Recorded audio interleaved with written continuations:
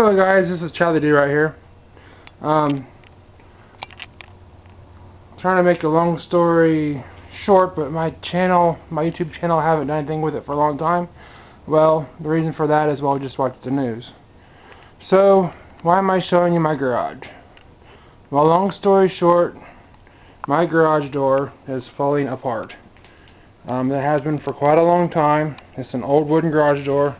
These two panels, all these panels have been replaced down here, and I've put it back together as best as I can, trying to keep it going, but the fact is it's about ready to just completely break. So I have another garage door, but and rail and track, and it's only a foot higher, which means I've got to do a lot of work. Now, I've already done a lot of work. I've removed a lot of wiring to some of my lights and stuff. But what the plan is to make this garage door work. Because and I want a taller one anyways. That will give me more room to lift stuff up. But the problem is, like this one here. This is a stalled project, but it's still going to be worked on. It's just right now it's not being worked on. So I had to work around this pickup truck. Now up in the loft, there was a bunch of junk up there. I've got it mostly taken loose. There's some 2x4s that was used to help hold these things together. I'm going to have to take them loose. And almost all these lights are going to have to come down. I'm going to work on some phases. And I'm planning on taking that rafter, lifting that rafter up, that one up, and then this one, because the reason being is the higher you make your garage door, when you lift something up, well, you need more clearance to get it underneath there. You need more clearance to go higher. So we do have a Yukon, and a couple times it's brushed that, come real close to the door will actually hang down a little bit. So even though it's this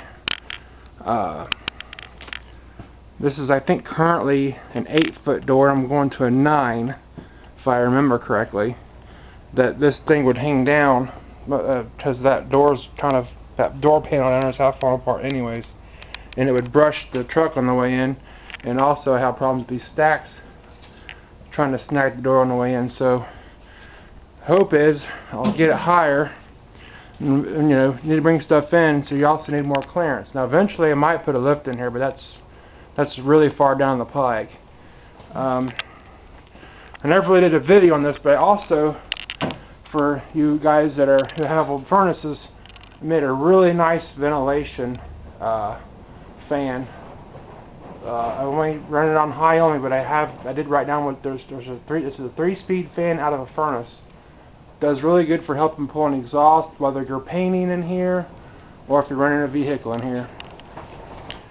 And I haven't made a decision if I'm going to try to put a actual box side in and make an actual tube that comes down to, like, I don't know, those stacks, so if I'm working on the truck I don't kill myself. It does fume up pretty quickly in this garage, no matter what you run in here. So the best solution to that would be to hook something directly to those stacks, or anything else they have in here, directly to an exhaust fan, and I'll draw it out. So I have to pull all the wiring from on top of that one, and on that one. When I say pull wire, I'm just taking it loose, and I'm going to show you guys how I take them loose, and eventually I'm going to take those at the edges loose too, but that's not a priority. Now, one thing I also want to do is I want to put shelving up on each side. Now, the shelving is going to come probably to about the edge of this board here. I'm going to use this as actually one of the supports, and I haven't decided how high I want to bring it. Do I want to bring it up here where I can actually walk underneath of the shelf, which would bring it down a little bit, or do I want to tuck it up higher so that you had to get a ladder to get to it and it's more out of the way? So that's sort of like a dilemma I have going on.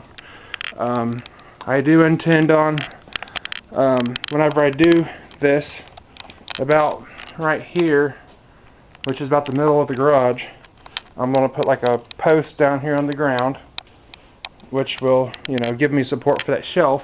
And additionally, whenever I do kind of tie everything in together, the shelving, as long as there's a support here on the floor, it will also help support everything. Everything kind of will tie in and support everything together collectively. The plan is, I'm gonna have to either support this beam here some other way or something, because well, I guess this doesn't have to come out immediately, but at some point in time this will have to come out. So I might have to come up with another way to support the end of this garage door. Now you see that bend in there? If you have this old style like this, they can be very dangerous. And I'm getting away from this for two reasons. One is this thing about killed me. When it did break, this cable broke right here. And it slung up, and it with all that spring pressure, there's two springs there, and there's a cable in there that's supposed to help keep it from going too far. But whenever it broke, it actually bent that with as much force was behind it. And the other side broke too, but for different reasons. There's my 8-foot lights, my toolbox. I like it. Won it in a contest years ago. And the problem is, when you get a truck or anything like this, you can't even open up the drawers fully. So that toolbox, the big green one, I want to move over here where the shelf's at, is the plan, I think. So I have a lot of clutter to deal with. This is a dress that for my daughter. Picked it up for free, surprisingly. But anyways, when this one broke, it bent. I don't know if you can even see that. It bent it a little bit. But this one, the cable, or the cable didn't break. Then this one of these springs broke. So if you look, that one's old. No, if I remember right, this bottom one's new. So this one, the spring broke. Same thing. It actually bent that metal tab there. So no matter what, these old spring and cable systems, they're just very dangerous, especially when they get old. So to my knowledge, I think this is the original cable. Now I do try to periodically oil up these pulleys and all moving parts, but eventually something else is going to break. And additionally, the spring is probably not meant to hold up a wooden door. It's probably meant to hold up a fiberglass door. There's my light's still working. I think I made a video about that too. So all the wiring I've been taking loose, because most of my work right now is just loosening all this wiring. And then there's I'll just try to monitor and record the build. So if anybody else is interested in doing it, do at your own risk. So I did make a really cheap yeah, my garage is a wreck. I'm going to have to work on this truck, which is going to be interesting. This is my high-tech hat that I built to hold my camera. I do not have a modern camera. I'm stuck in the 90s, or early 2000s, however you look at it. Maybe mid. This is a Kodak EasyShare 110. So, anyhow, I'm stuck home on quarantine around Christmas of 2021, so, and I don't want to jam the thing up my nose, so I'm stuck here at home trying to get some stuff done whenever I can peel myself away from the computer and videos and stuff like that. So Merry Christmas, Happy New Year, and yeah, I did actually participate in a student auto skills contest in 2000 and it was 1999. One of the cool things I got to do for the Ford AAA Student Auto Skills Contest. Why I sacrificed the hat? Well, we're getting ready to donate them anyhow. I thought, well, I don't want to spend any money on doing this, because I don't know if this channel is going to take off or if it's going to be worth anything to anybody, but it has become abundantly clear to me that since I don't want to take the, you know what, the little prick that they want to put on your arm, you know, that, yeah, like my little heaters, that I might become unemployed. So I have a feeling that I'm going to become unemployed, and my basis of income is going to be in this garage. And in this garage, I plan on insulating it. Somebody started years ago right here, I'm going to try to fully insulate and seal this garage so that I can control the temperature in this garage so I can work out of it. And additionally, up there where all that clutter is, and this toolbox is going to get removed, there's going to be, I'm going to try to put a workbench over here. And I'm going to try to do mostly small engines, but if need be, oh yeah, I've got all kinds of weird stuff written on here for different measurements and stuff. None of it really means much to nobody but me, I guess. There's my measurements for my new garage door. Sorry for the magnets that's hanging in the way. And yeah, 9-foot door is what I'm going to put in. So